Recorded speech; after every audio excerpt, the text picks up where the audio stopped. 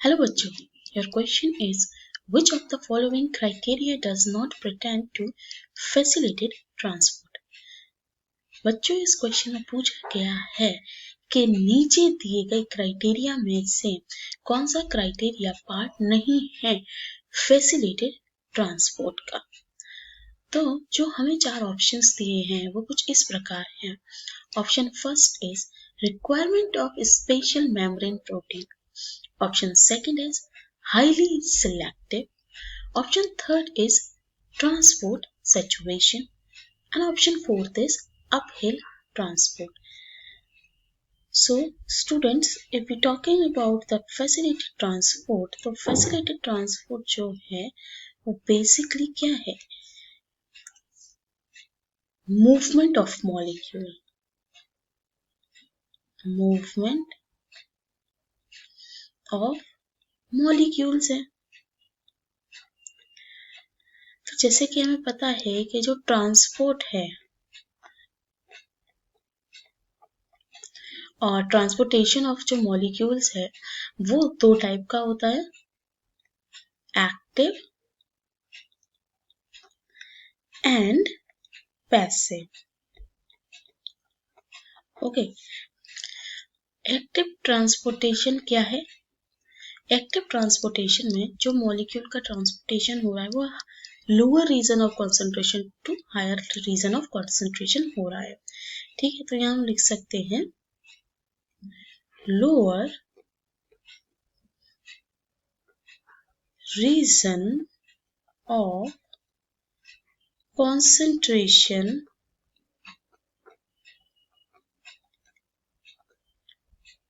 to higher region of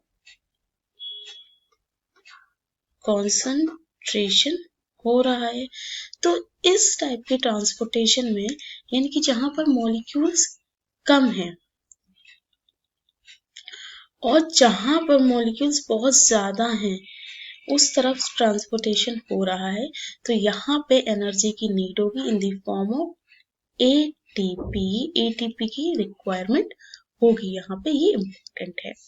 वहीं अगर बात करें पैसिव ट्रांसपोर्टेशन की, तो यहाँ पे जो मॉलिक्यूल का ट्रांसपोर्टेशन होता है वो होता है higher concentration to higher region of concentration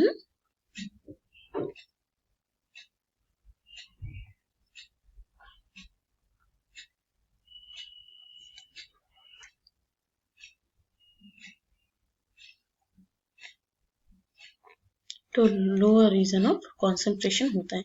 यहाँ पे एटीपी मॉलिक्यूल या एनर्जी की नीड नहीं होती है, नो एटीपी, ठीक है, नीडेड।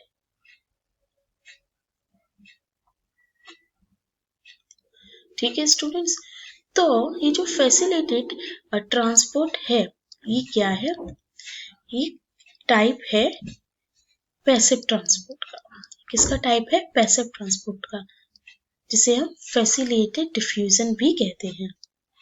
तो फैसिलिटेटेड जो ट्रांसपोर्ट है it's a kind of passive transport. तो ये जो है ये डिफ्यूजन ही है, लेकिन एक स्पेसिफिक टाइप का डिफ्यूजन है जहां पर स्पेसिफिक हम ये बोल सकते हैं प्रोटीन्स इन्वॉल्व रहती हैं, प्रोटीन चैनल्स।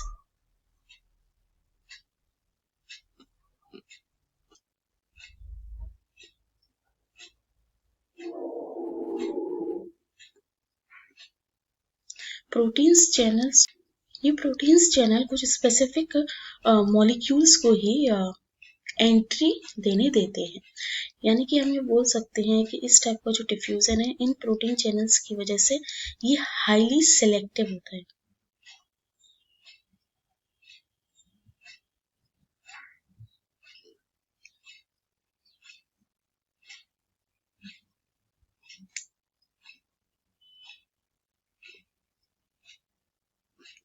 ये हाईली सेलेक्टिव होता है।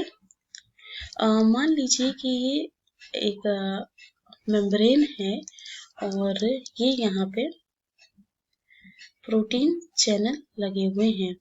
तो कई सारे मॉलिक्यूल्स हैं या कई सारे आयन या सॉल्ट है।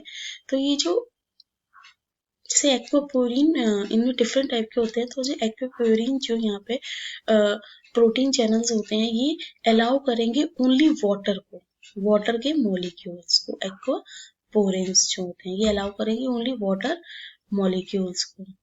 ओके स्टूडेंट्स, इसलिए ये क्या होते हैं, हाईली सिलेक्टिव होते हैं, इनमें प्रोटीन चैनल भी होती हैं, और साथ ही साथ इसमें जो ट्रांसपोर्टेशन होता है वो डाउन हिल ट्रांसपोर्टेशन होता है। कौन सा ट्रांसपोर्टेशन होता है स्टूडेंट्स? Down hill.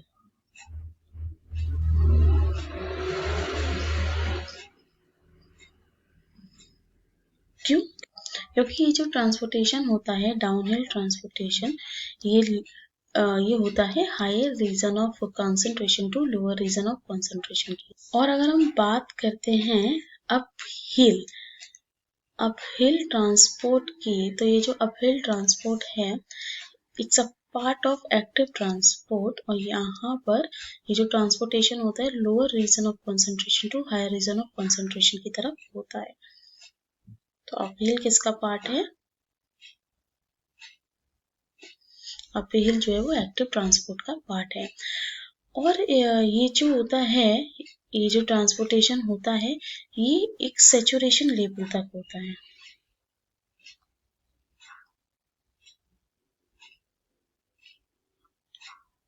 ओके, ये हाईली सैचुरेटेड रहता है। ठीक है, तो इसीलिए इसके जो कैरेक्टर्स हैं, इसमें प्रोटीन चैनल्स इन्वॉल्व है, हाईली सेलेक्टिव है, एनर्जी की रिक्वायरमेंट नहीं है, बहुत ही ज्यादा सेलेक्टिव है, डाउन हिल है। तो अगर हम बात करें कि कौन सा जो क्राइटेरिया है वो इन्वॉल्व नहीं होता है फैसिलिटेड ट्रांसपोर्टेशन में, तो वो है अपहिल ट्रांसपोर्ट। तो इसलिए यहाँ पे करेक्ट ऑप्शन होगा uphill transport. So I hope students आपकी समझ में आया हो। Thanks for watching.